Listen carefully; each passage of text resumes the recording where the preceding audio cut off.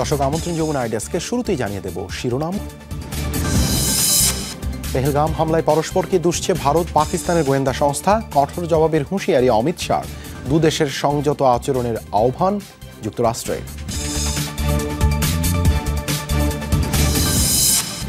সতর্ক বার্তা ছড়াই ভারত বাঁধ খুলে দেয়ায় আজাদ কাশ্মীরে প্রবল বন্যার শঙ্কা। ঝিলাম নদীর পানির উচ্চতা বেড়েছে 10 ফুট পর্যন্ত, তলিয়েছে কয়েকটি জনপদ।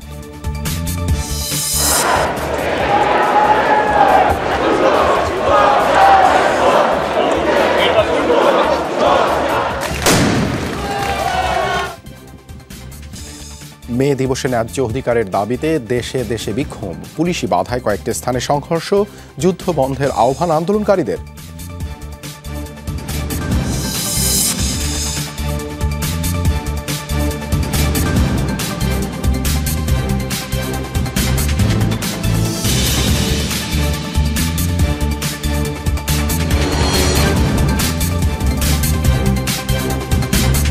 এতক্ষণ শিরোনাম দেখছিলেন, আপনাদের সাথে আছি আমি দেবাশিস রঞ্জন সরকার। পেহেলগামে সন্ত্রাসী হামলাকে কেন্দ্র করে পাল্টাপাল্টি দোষারোপ চলছে ভারত ও পাকিস্তানের গোয়েন্দা সংস্থার মধ্যে। পাকিস্তানের আইএসআই এর সাথে সন্ত্রাসীদের সরাসরি যোগাযোগ ছিল, এমনটা দাবি করেছে ভারতীয় গোয়েন্দারা। অন্যদিকে পাকিস্তানের দাবি হামলার নেপথ্যে রয়েছে ভারতের এই সংক্রান্ত নথিও প্রকাশ করেছে দেশটির গণমাধ্যম। এর আগে পেহেলগামে হামলায় জড়িতদের বিরুদ্ধে কঠোর হুঁশিয়ারি দেন ভারতের স্বরাষ্ট্রমন্ত্রী অমিত শাহ। এই অবস্থায় দুপক্ষকেই সংযত আচরণের আহ্বান যুক্তরাষ্ট্রের। পেহেলগামে সন্ত্রাসী হামলার পর থেকে ঘটনা তদন্ত করছে ভারতের কেন্দ্রীয় গোয়েন্দা সংস্থা এনআইএ। শুরু থেকে হামলার পেছনে পাকিস্তানের ইন্ধনকে দায়ী করে আসছে সংস্থাটি। এবার হামলাকারীদের সাথে পাকিস্তানি গোয়েন্দা সংস্থা আইএসআইয়ের সরাসরি সম্পৃক্ততার কথা জানালো এনআইএ। প্রতিবেদনে বলা হয়, হামলার পুরো পরিকল্পনা আইএসআইয়ের। জঙ্গি গোষ্ঠী লস্কর-ই তৈয়বাকে কেন্দ্র করে কারিগরি সহায়তা দেয় পাকিস্তানি গোয়েন্দা সংস্থা। অন্যদিকে পাকিস্তান বলছে সন্ত্রাসী হামলার নেপথ্যে রয়েছে ভারতীয় গোয়েন্দা সংস্থা টেলিগ্রামে ফাঁস হওয়া এক গোপন নথির বরাত দিয়ে এমন দাবি করেছে দেশটির রাষ্ট্রীয় গণমাধ্যম পিটিভি। প্রতিবেদনে বলা হয়, পেহেলগামের ওই ঘটনাকে অমুসলিমদের ওপর চালানো হামলা হিসেবে প্রচারের সুস্পষ্ট নির্দেশ দেওয়া হয়। এমনকি পাকিস্তানি গোয়েন্দা সংস্থাকে জড়িয়ে প্রোপাগান্ডা ছড়াতে ভুয়া অ্যাকাউন্ট ব্যবহারের পরিকল্পনার কথা উল্লেখ রয়েছে ওই নথিতে। তবে নথি আসল কিনা তা যাচাইয়ের বিষয়ে কিছু জানানো হয়নি। এদিকে পেহেলগামে সন্ত্রাসী হামলার সাথে জড়িতদের প্রত্যেককে বেছে বেছে জবাব দেওয়া হবে বলে হুঁশিয়ারি দিয়েছেন ভারতের স্বরাষ্ট্রমন্ত্রী অমিত শাহ। আমাদের ২৬ নাগরিককে হত্যার পর যদি ভেবে থাকে তারা জিতে গেছে, তাহলে বলতে চাই লড়াই শেষ হয়নি। এমন এক সময় আসবে যখন প্রত্যেককে বেছে বেছে জবাব দেওয়া হবে আর হিসাবও নেওয়া হবে। কাউকেই ছাড় দেওয়া হবে না। দেশের প্রতি ইঞ্চি ইঞ্চি ভূমি থেকে সন্ত্রাসীদের সমূলে নিঃশেষ করার সময় এসেছে। চুন চুন কর জবাব ভি মিলেগা, জবাব ভি লিয়া। এ অবস্থায় পাকিস্তান ভারত দুপক্ষকেই সংযত আচরণের আহ্বান যুক্তরাষ্ট্রের। সন্ত্রাসী হামলার জবাব দিতে গিয়ে আঞ্চলিক যুদ্ধ যেন না বাধে সেই বিষয়ে ভারতকে আহ্বান জানালেন মার্কিন ভাইস প্রেসিডেন্ট জেডি ভ্যান্স। দুই পারমাণবিক শক্তিধর দেশের মধ্যে উত্তেজনাকর পরিস্থিতি নিয়ে আমি চিন্তিত। আমাদের ভারত পাকিস্তানের বন্ধুদের সাথে যোগাযোগ রয়েছে। আশা করি ভারত এমনভাবে এই সন্ত্রাসী হামলার জবাব দেবে যে কোনো বৃহত্তর আঞ্চলিক সংঘাতে না পরিণত হয়। এটাও প্রত্যাশা পাকিস্তান যাতে দায়িত্বশীলভাবে সহযোগিতা করে। এদিকে লাগাতার অষ্টম রাতের মতো নিয়ন্ত্রণ রেখা বা এলওসিতে গোলাগুলি হয়েছে ভারতীয় ও পাকিস্তানি সেনাদের মাঝে। বৃহস্পতিবার মধ্যরাতে কুপওয়ারা, বারামুল্লা, পুঞ্চ, নওশেরা ও আখনুরের বিভিন্ন এলাকায় চলে পাল্টাপাল্টি গুলিবর্ষণ। এতে হতাহতের কোনো তথ্য পাওয়া যায়নি। মীর মুশফিকা হাসান, যমুনা নিউজ। কোনো রকম সতর্কবার্তা ছাড়াই ভারত পানি ছেড়ে দেয়ায় ভয়াবহ বন্যার সংখ্যায় পাকিস্তান নিয়ন্ত্রিত আজাদ কাশ্মীরের বিস্তীর্ণ এলাকায়। মাত্র কয়েকদিনের ব্যবধানেই 8 থেকে 10 ফুট পর্যন্ত বেড়েছে ঝিলাম নদীর পানির উচ্চতা। আকস্মিক বন্যা দেখা দিয়েছে বেশ কয়েকটি জনপদে। পানি প্রবাহ সংক্রান্ত তথ্য ভাগাভাগি না করায় তলিয়ে যাওয়ার শঙ্কায় লাখ লাখ কাশ্মীরির বাড়িঘর। ভারতের উজান থেকে পাকিস্তানের সিন্ধু অববাহিকায় প্রবাহিত হয় ৬টি নদী, যার মধ্যে রবি, বিয়াস ও সুতলেজ পূর্বাঞ্চলে আর সিন্ধু, ঝিলাম ও চেনাবের প্রবাহ পশ্চিমাঞ্চলে। ভারতবর্ষ বিভক্তির সময় এই নদ নদীগুলোই ছিল সবচেয়ে বিরোধপূর্ণ ইস্যু।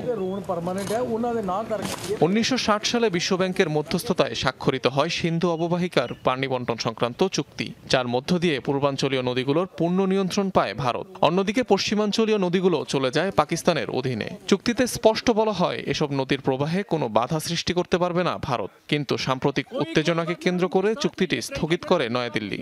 বন্ধ করে দেয়া হয় বাঁধ থেকে পানি ছাড়া বা বন্যা সংক্রান্ত তথ্য আদান প্রদান। এরপর হঠাৎ করেই কোনো সতর্কবার্তা ছাড়া পশ্চিমাঞ্চলীয় ঝিলাম নদীতে স্বাভাবিকের চেয়ে বেশি পানি ছেড়ে দেয় ভারত। কয়েক স্থানে দেখা দেয় আকস্মিক বন্যা। পানির উচ্চতা বৃদ্ধিতে শঙ্কায় অঞ্চলটির লাখো বাসিন্দা।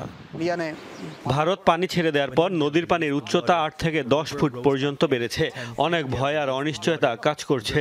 শুনছি সতর্কবার্তা ছাড়াই নদীর পানি আরো বাড়বে।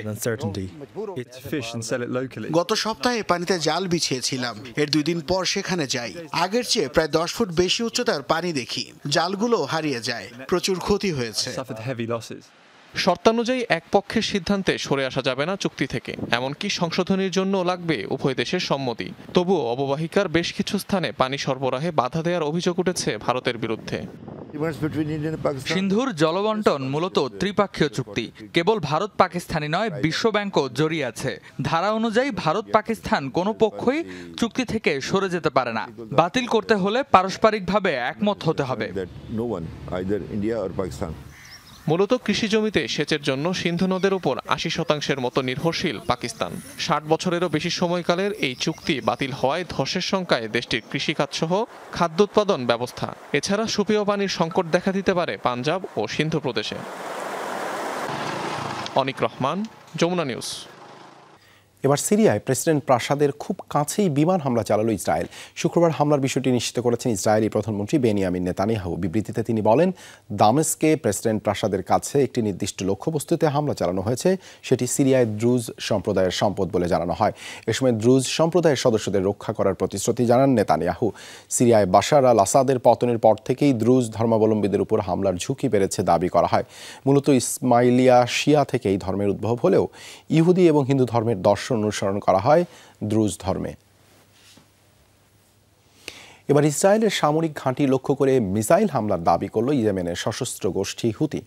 সংগঠনটির মুখপাত্র ইয়াহিয়া সারে জানায়, ইসরায়েলের উত্তরাঞ্চলের হাইফায় অবস্থিত রামাত ডেভিড বিমান ঘাঁটিটি লক্ষ্য করে ব্যালিস্টিক মিসাইল ছুড়েছে তারা।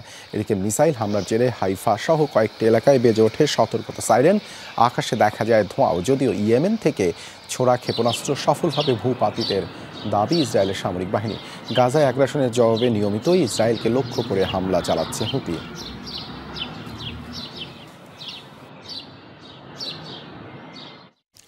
ইসরায়েলের ইতিহাসের সবচেয়ে ভয়াবহ দাবানল নিয়ে সরগরম সামাজিক মাধ্যম। গাজায় বর্বরতা চালানো ইসরায়েলের আগুনের এই লেলিহান শিখাকে নেটিজেনরা আখ্যা দিচ্ছেন ফিলিস্তিনিদের অভিশাপ। নিরীহ মানুষের উপর বোমা বর্ষণের জন্য একে সৃষ্টিকর্তার শাস্তি বলেও মনে করছেন অনেকে। ইসরায়েলি গণমাধ্যমের অভিযোগ, দাবানল আরও ছড়িয়ে দিতে বনাঞ্চলে অগ্নিসংযোগের জন্য সামাজিক মাধ্যমে প্রচারণা চালাচ্ছে হামাস সংশ্লিষ্টরা। এই দৃশ্য গাজার ইসরায়েলি হামলায় পুড়ছে খান ইউনিসের বাস্তুচ্যুতদের তাঁবু। গত ১.৫ বছর ধরে প্রতিদিনই এমন আগুনের লেলিহান শিখার সাক্ষী হতে হয়েছে ফিলিস্তিনিদের। ২১ শতকের সবচেয়ে ভয়াবহ আগ্রাসন চলছে উপত্যকা জুড়ে।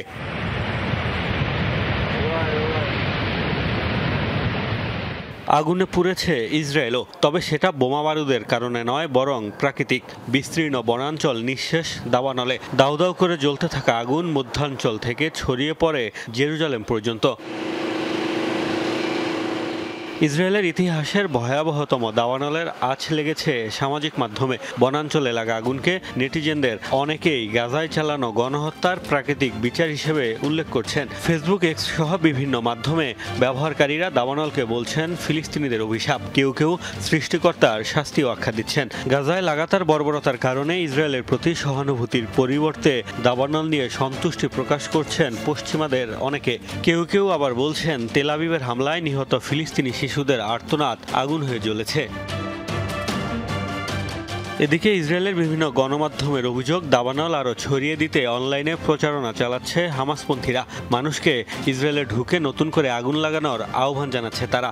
এমনকি দেশটির সরকারের ইঙ্গিত, মানুষই লাগিয়েছে এই আগুন। দাবানল সৃষ্টিতে জড়িত থাকার অভিযোগে 18 জনকে গ্রেফতারের খবর জানিয়েছেন খোদ প্রধানমন্ত্রী বেনিয়ামিন নেতানিয়াহু। যদিও পুলিশের দাবি আটক হয়েছে 3 জন। মোস্তফা মাহমুদ, যমুনা নিউজ। সংঘর্ষ আর ধরপাকড়ের মধ্যে দিয়ে বিশ্বজুড়ে পালিত হলো মে দিবস। ন্যায্য মজুরি, কর্মঘণ্টা হ্রাসের পাশাপাশি গুরুত্ব পেয়েছে যুদ্ধ বন্ধের দাবি। পুলিশ, বিক্ষোভকারী, সংঘাতী যুক্তরাষ্ট্র ও লাতিন আমেরিকার কিছু দেশ পরিণত হয় রণক্ষেত্রে। আটক হন বহু আন্দোলনকারী।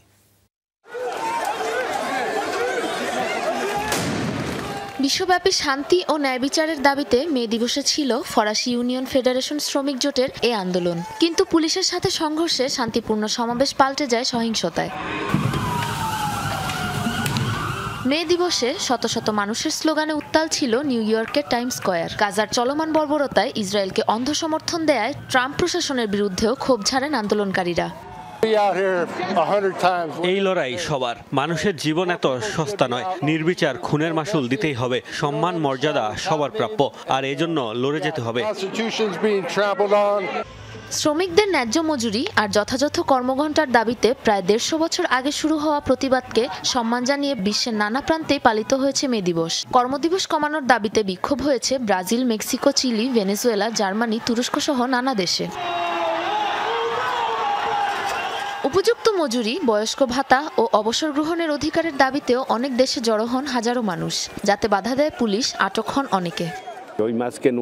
মে দিবসে শহীদদের প্রতি শ্রদ্ধা জানানোর জন্যই আমরা এখানে জড়ো হয়েছি। প্রতিনিয়ত হওয়া অন্যায়ের বিরুদ্ধে লড়াই করে যাব আমরা।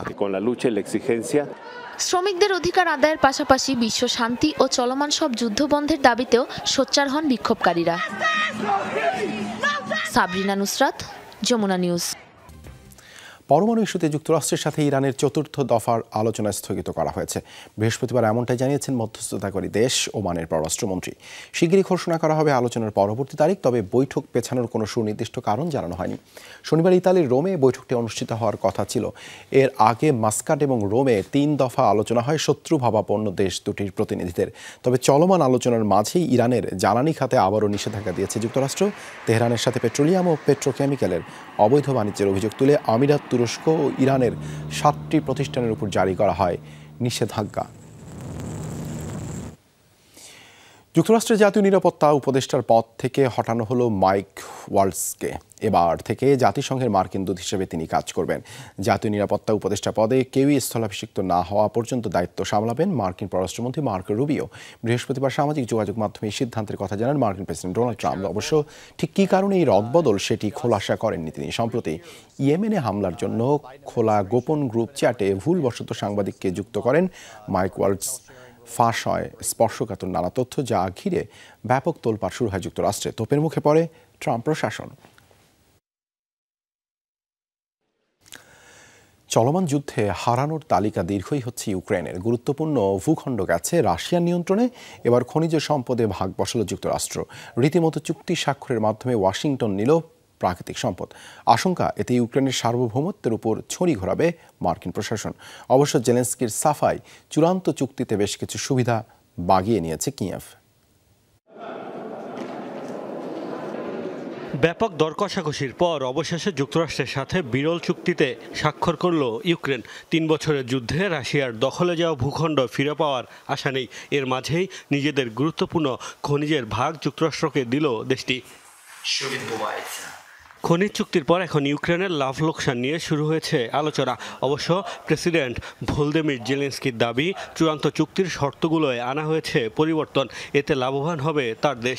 শর্ত মোতাবেক গঠিত হবে যৌথ বিনিয়োগ তহবিল। আয়ের অর্ধেক ব্যয় করা হবে যুদ্ধ বিধ্বস্ত ইউক্রেন পুনর্গঠনে। প্রাথমিক প্রস্তাব থেকে উল্লেখযোগ্য পরিবর্তন আনা হয়েছে চূড়ান্ত চুক্তিতে। সত্যিকার অর্থেই এবার সমতা এসেছে। এটি ইউক্রেনে বিনিয়োগের সুযোগ তৈরি করবে এবং আমাদের শিল্পকে আধুনিকীকরণে রাখবে ভূমিকা। ইউক্রেনকে কোনো ঋণ দিতে হবে না, বরং যুক্তরাষ্ট্র দিবে প্রতিরক্ষা সহায়তা। যদিও বিশ্লেষকরা বলছেন গুরুত্বপূর্ণ খনিজ এলাকায় প্রবেশাধিকারের পাশাপাশি ইউক্রেনের স্পর্শকাতর ইস্যুতেও অবাধ বিচরণের সুযোগ তৈরি হবে যুক্তরাষ্ট্রের। এতে দেশটির সার্বভৌমত্বে মার্কিন প্রশাসন করবে হস্তক্ষেপ। ইউক্রেনের সরকারি তথ্য অনুযায়ী ইউর চিহ্নিত 34টি গুরুত্বপূর্ণ খনিজের মধ্যে 22টি রয়েছে দেশটিতে, যার মধ্যে রয়েছে বিরল সব খনিজ। যদিও বাণিজ্যিকভাবে বর্তমানে দেশটিতে কোনো খনি চালু নেই। তাছাড়া খনিজ সমৃদ্ধ অঞ্চলের 60% এখন রাশিয়ার নিয়ন্ত্রণে। ধারণা করা হয় ভবিষ্যৎ বিশ্বে বিরল খনিজের অন্যতম শীর্ষ উৎপাদনকারী হবে ইউক্রেন। এ কারণেই দেশটির খনিজ পেতে মরিয়া ট্রাম্প। বর্তমানে বিরল খনিজের বাজার চীনের নিয়ন্ত্রণে। বলা হচ্ছে তাদের আধিপত্যে ভাগ বসাতেই এ পদক্ষেপ। মোস্তফা মাহমুদ, যমুনা নিউজ। শুল্ক আরোপ ইস্যুতে আলোচনা শুরুর জন্য যুক্তরাষ্ট্রের দেয়া প্রস্তাব বিবেচনা করছে চীন। শুক্রবার এক বিবৃতিতে এই তথ্য নিশ্চিত করেছে চীনের বাণিজ্য মন্ত্রণালয়। সম্প্রতি দেশটির রাষ্ট্রীয় সংবাদ মাধ্যম দাবি করে একাধিক চ্যানেলের মাধ্যমে স্বপ্রণোদিত হয়ে বেইজিংয়ের সাথে যোগাযোগ করেছে ওয়াশিংটন। ওই প্রতিবেদনের প্রেক্ষিতেই চীন নিজেদের অবস্থান স্পষ্ট করল। পাল্টাপাল্টি শুল্ক আরোপের জেরে বিশ্বের সবচেয়ে শক্তিশালী অর্থনীতি দুই দেশের মধ্যে চলছে বাণিজ্য যুদ্ধ। যদিও মার্কিন প্রেসিডেন্ট ডোনাল্ড ট্রাম্প বরাবরই বলে আসছে চীনের সাথে আলোচনায় আগ্রহী তিনি। বলা হচ্ছে তার আহ্বানে সাড়া না দেয়া এবার নিজেরাই বেইজিংয়ের সাথে যোগাযোগ শুরু করেছে ট্রাম্প প্রশাসন। ভারতের একটি স্কুলের খাবারে মৃত সাপ পাওয়ার পর সেই খাবার খেয়ে শতাধিক শিশু অসুস্থ হওয়ার ঘটনায় তদন্ত শুরু হয়েছে। দেশটির জাতীয় মানবাধিকার কমিশন এই তথ্য জানিয়েছে। গেল সপ্তাহে বিহারের মোকমা শহরের একটি স্কুলে ওই ঘটনা হয়। কর্তৃপক্ষ জানায় মিড ডে মিল রান্নার সময় বাবুর্চি পাতিলের মধ্যে একটি মরা সাপ দেখতে পান। সেটি সরিয়ে রান্না করতে থাকেন তিনি। পরে ওই খাবারে প্রায় 500 শিক্ষার্থীকে দেওয়া হয়, যা খাওয়ার পর অসুস্থ হয়ে পড়ে শতাধিক শিশু। ওই ঘটনায় তোলপাড় শুরু হয় রাজ্য জুড়ে। তারই প্রতিক্রিয়ায় শুরু হয়েছে তদন্ত। মারা গেছেন বিশ্বের সবচেয়ে প্রবীণ ব্যক্তি ইনা কানাবারো লুকাস। 116 বছর বয়সে বুধবার মৃত্যু হয়। ব্রাজিলিয়ান এই বৃদ্ধার জীবদ্দশায় ক্যাথলিক সন্ন্যাসী ছিলেন তিনি। তার মৃত্যুর বিষয়টি নিশ্চিত করেছে দীর্ঘায়ু পর্যবেক্ষক সংস্থা লুংজেভিকোয়েস্ট। 1908 সালে ব্রাজিলের রিও গ্রান্দে দো সুল রাজ্যে জন্মান তিনি। 20 বছর না পেরোতেই গ্রহণ করেন সন্ন্যাস। এর আগে বিশ্বের সবচেয়ে বয়স্ক ব্যক্তির খেতাব ছিল 116 বছর বয়সী জাপানি নাগরিক তোমিকো ইতোকার কাছে। তবে কানাবারোর মৃত্যুর পর এবার বিশ্বের প্রবীণতম ব্যক্তির উপাধি পাচ্ছেন 115 বছরের ব্রিটিশ নাগরিক এথেল ক্যাটারহাম।